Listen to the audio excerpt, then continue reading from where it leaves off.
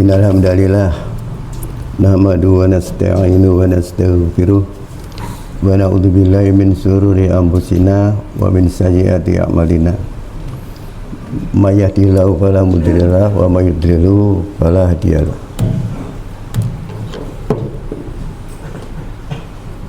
Asyhadu an la ilaha illallahul malikul haqqul mubin wa la syarikalah wa asyhadu anna muhammadan abduhu wa rasuluh la nabiyya ba'da. Allahumma sholli wa sallim ala sayyidina Muhammadin sallallahu alaihi wasallam wa ala alihi wa ashabihi wa man tabi'ahu bi ihsanin ila yaumiddin.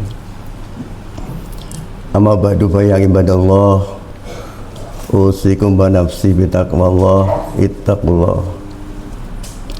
ittaqullah haqqa tuqatih wa la tamutunna illa wa antum muslimun. Qala Allah ta'ala fi kitabil karim wa asdaqul qailin. A'udzu billahi minasyaitonir rajim. Bismillahirrahmanirrahim. Wasari'u ila magfiratin min rabbikum wa jannatin 'arduhas samawati wal ardu u'iddat lil muttaqin. Alladzina yunfikuna fis sarra'i wad dharra'i wal kadhiminal ghaidha wal 'afina 'anil nas. Wallahu yuhibbul muhsinin. Waladina idza fa'alu fahisatan aw dzalamu anfusahum dzakarullah fastaghfaru lidunubihim wa may yaghfiru dzunuba illallah wa lam yusiru ala ma fa'alu wa hum ya'lamun. Ulaika jazaa'uhum maghfiratun min rabbihim wa jannatun tajri min tahtihal anhar khalidina fiha wa ni'ma ajrul 'amilin. Shadaqallahul adzim wa balagha rasulul karim wa nahnu ala dzalika minasyahidin wasyakirin walhamdulillahi rabbil alamin. Hadirin sidang Jumat yang dimuliakan Allah Subhanahu wa taala, dengan tiada henti-hentinya tentunya marilah kita panjatkan puja dan puji syukur kehadirat Allah Subhanahu wa taala, yang mana atas limpahan rahmat dan karunia-Nya lah maka kita semua masih dapat melaksanakan perintahnya yang diwajibkan kepada kita semua, yaitu berkumpul di tempat yang mulia ini untuk bersama-sama melaksanakan sholat Jumat. Semoga melalui wasilah sholat Jumat ini Allah Subhanahu wa taala berkenan mengampuni seluruh dosa-dosa kita, dan semoga dicatat di sisinya sebagai amal soleh yang nantinya menjadi pemberat timbangan amal kebaikan di yaumul hisab nanti. Salawat dan salam semoga dicurahkan kepada junjungan kita Nabi besar Muhammad sallallahu alaihi wasallam beserta keluarganya, para sahabatnya, dan seluruh pengikutnya hingga akhir zaman. Hadirin sidang Jumat yang dimuliakan Allah Subhanahu wa taala, sebagaimana ayat yang tadi kami sampaikan di mukadimah, yaitu surat Ali Imran dari ayat 133. A'udzubillahi minasyaitonir rajim. Wasari'u ila maghfiratin min rabbikum wa jannatin 'arduhas samawati wal ardu u'iddat lil muttaqin.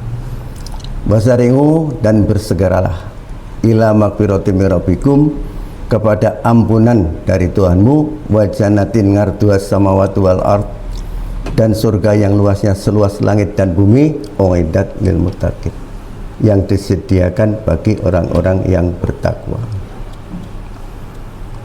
Siapa orang bertakwa di sini yang disediakan surga oleh Allah Subhanahu wa taala tersebut?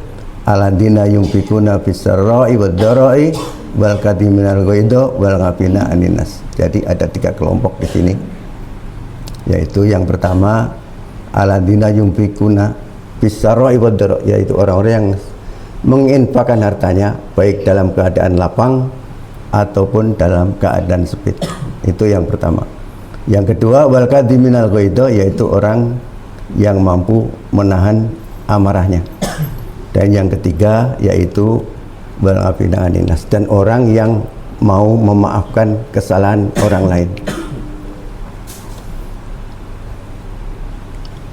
Kalau kita hanya membaca hanya berhenti di ayat ini, maka tentunya pada umumnya yang mendengar akan menyangka bahwa hanya orang yang berinfak, hanya orang yang mampu menahan amarah, hanya orang yang mau memaafkan kesalahan orang lain saja yang masuk surga. Lalu bagaimana halnya dengan orang-orang yang dulunya pernah melakukan perbuatan keji? Perbuatan keji, apakah mereka juga punya kesempatan untuk masuk surga atau hanya orang tadi? Sebelum saya ke ayat selanjutnya, mungkin saya berjelas dulu perbuatan keji. Di dalam Al-Quran dikatakan, ya ayyuhalladzina amanu innamal khamru wal maisiru wal ansabu wal azlamu rijzun min amali syaitan. Jadi khamr, berjudi, mengundi anak panah, itu semuanya adalah perbuatan keji. Kemudian zina, perbuatan keji. Mencuri, perbuatan keji. Korupsi, sudah tentu korupsi lebih dari mencuri, Pak. Kalau mencuri itu, taruhlah si A mencuri uang bapak, mungkin yang dirugikan hanya bapak sekeluarga. Tapi kalau korupsi itu yang dirugikan 280 juta penduduk Indonesia. Sehingga syaratnya dia harus mengembalikan yang dia korupsi itu kalau ingin bebas dari tuntutan rakyat.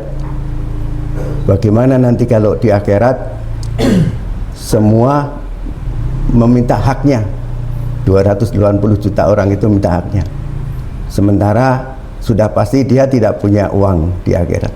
Yang dia miliki, kalau dia orang muslim, mungkin dia punya pahala sholat, harus dia bayar dengan sholatnya. Syukur-syukur kalau cukup. Kalau tidak cukup, dia harus bayar dengan pahala hajinya. Syukur-syukur kalau cukup. Kalau tidak cukup, dia bayar lagi dengan pahala sedekahnya, infaknya, dan lain sebagainya. Itu perbuatan, contoh perbuatan keji. Tapi kalau kita baca ayat lanjutannya, itu tidak usah khawatir. Asal orang yang berbuat keji tersebut bertobat kepada Allah Subhanahu wa taala, sempat bertobat sebelum matinya, insya Allah mereka juga mendapat surga. Di ayat selanjutnya dikatakan, waladina idza fa'alu faisatan aw dzalamu anfusahum dzakarullah fastakbaru lidzunubihim wa may yaghfiru dzunuba illallah wa lam yusiru ala ma fa'alu wa hum ya'lamun. Itu ayat lanjutannya. Waladina idza fa'alu fahisatan, dan orang-orang yang apabila melakukan perbuatan keji,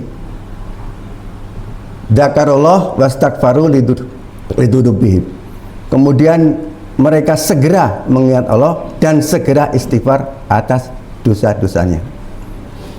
Wa may yaghfiru dzunuba illallah, dan siapa yang dapat mengampuni dosa kecuali Allah.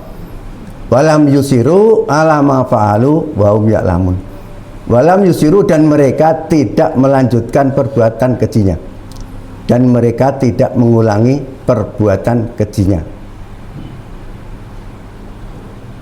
Lanjutan ayat mengatakan, ulaika jazaohum magfiratum mir rabbihim, balasan bagi mereka adalah ampunan dari Tuhannya,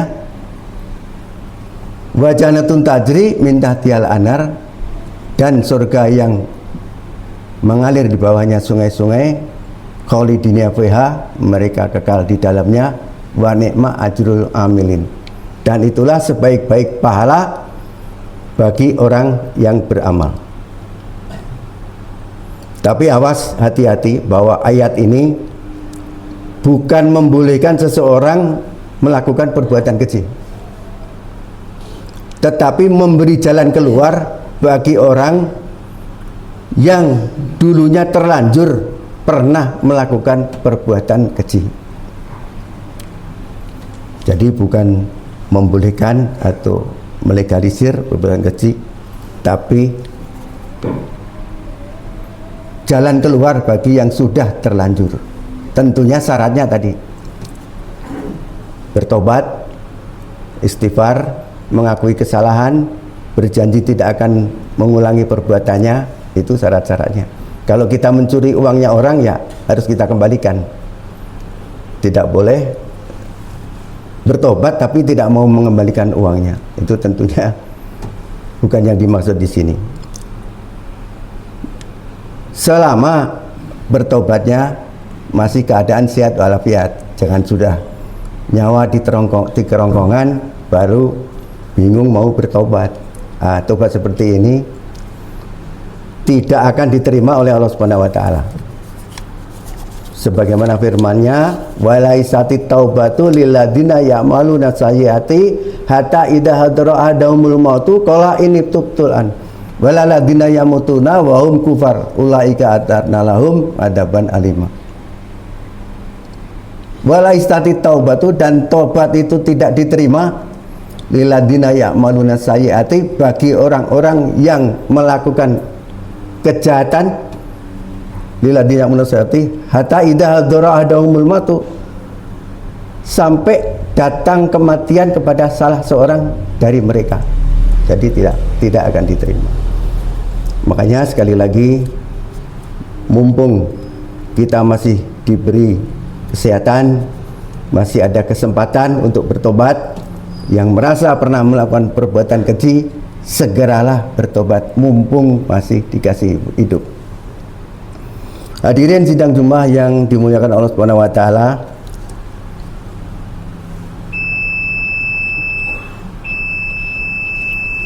ada sedikit pesan dari saya. Berhati-hatilah terhadap harta kita. Mengapa saya pesankan? Karena di zaman sekarang ini banyak orang yang berani menyerempet bahaya demi mendapatkan harta. Banyak yang tidak peduli lagi dari mana memperolehnya dan kemana membelanjakannya. Padahal di yaumil kiamat nanti, ketika manusia ditanya di hadapan Allah Subhanahu wa taala tentang umurnya, tentang masa mudanya, tentang ilmunya, maka Allah hanya menanyakan satu kali pertanyaan masing-masing. Tetapi khusus mengenai harta, Allah menanyakan dengan dua pertanyaan. Min aina taksabahu, itu yang pertanyaan pertama. Wa fima anfaqahu, dari mana memperolehnya dan kemana membelanjakannya. Untuk itu maka marilah kita hisap diri sendiri, apakah selama ini kita sudah mencari harta sesuai dengan yang diridhoi oleh Allah Subhanahu wa taala, atau justru sebaliknya. Hasibu qabla an tuhasabu. Marilah kita hisap diri kita sendiri, kita tanyakan, karena hanya diri kita yang tahu jawabannya. Kemudian Allah akan mengancam orang-orang yang tidak mau menginfakkan hartanya di jalan Allah. Di dalam surat At-Taubah ayat 34 dan 35, di sini Allah berfirman, a'udzubillahi minasyaitonirrajim, waladina yaknizuna dhahaba wal fiddata wala yunfikuna fi sabilillah fa basirum min adabin alim. Waladina, dan orang-orang yaknizuna dhahaba wal fiddata, yang menyimpan emas dan perak, wala yunfikuna fi sabilillah, dan tidak mau menginfakkannya di jalan Allah, fa basirum bi adabin alim. Maka beritakanlah kepada mereka tentang adab yang pedih. Mungkin kita bertanya, apa adabnya?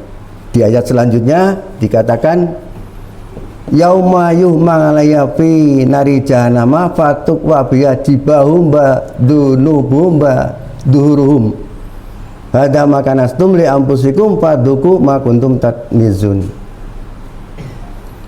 Yauma tukwa 'alaiha, fi nari jahannama, pada hari emas dan perak itu dipanaskan di neraka jahanam.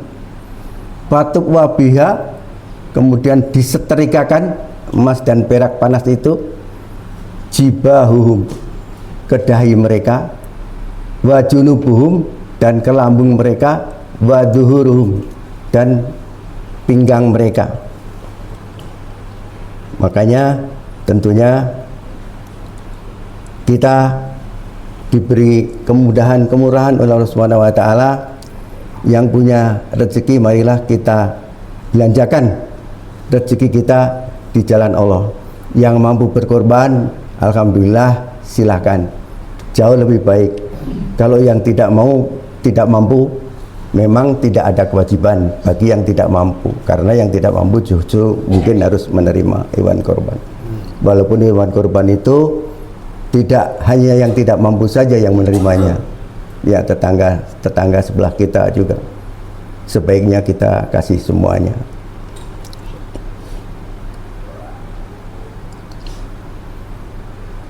Dan perlu diketahui, masih nyambung kepada tadi, harta, yang khusus harta akan ditanya 2 kali.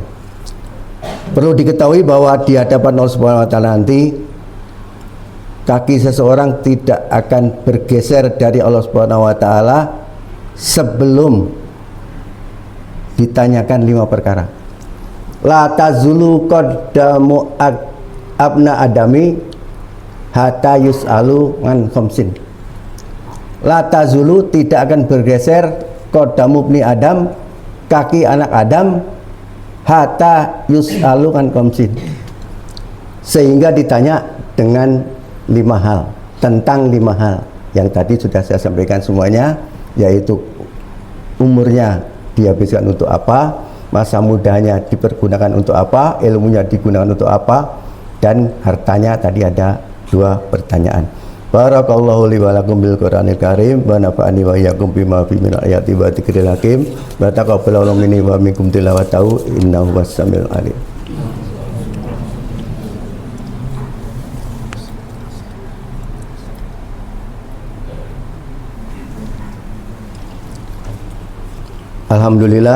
Alhamdulillahilladzi khalaqas samawati wal arda wa ja'ala dhulumati wan nur tsumma alladziina kafaru bi rabbihim ya'dilun. Asyhadu an la ilaha illallah wahdahu la syarikalah wa asyhadu anna Muhammadan abduhu wa rasuluh la nabiyya ba'dah. Allahumma shalli wa sallim ala sayyidina Muhammadin sallallahu alaihi wasallam wa ala alihi washabihi wa man tabi'ahum bi ihsanin ila yaumiddin. Amma ba'du, fa yang ibadallah ittaqullaha haqqa tuqatih wa la tamutunna illa wa antum muslimun. Qala Allah ta'ala fi kitabil karim, a'udzubillahi minasyaitonir rajim. Innallaha malaikatahu yusholluna 'alan nabi ya ayyuhalladzina amanu shollu 'alaihi wa sallimu taslima. Wa sallimu tabaraka wa ta'ala an kulli sahabati rasulillah jami'in. Amin. Alhamdulillahirabbil alamin. Hamdan syakirin hamdan na'imin hamdan yuwafi ni'amahu yaqwi mazilah. Ya Rabbana lakal hamdu kama yanbaghi li jalali wajhika wa antimi sultanik. Allahumma sholli ala sayyidina Muhammad wa ala ali sayyidina Muhammad. Allahumma ighfir lil muslimina wal muslimat wal mu'minina wal mu'minat ala ya'iminu wal amat innaka samiun qaribun mujibud da'wat ya qadil hajat. Rabbana hab lana min azwajina wa dzurriyyatina qurrata ayun waj'alna lil muttaqina imama. Rabbana ighfir lana wa li walidayna warhamhuma kama rabbayana shighra. Rabbana atina fid dunya hasanah wa fil akhirati hasanah wa qina adzabannar. Subhana rabbika rabbil izzati amma yasifun, alhamdulillahi rabbil alamin.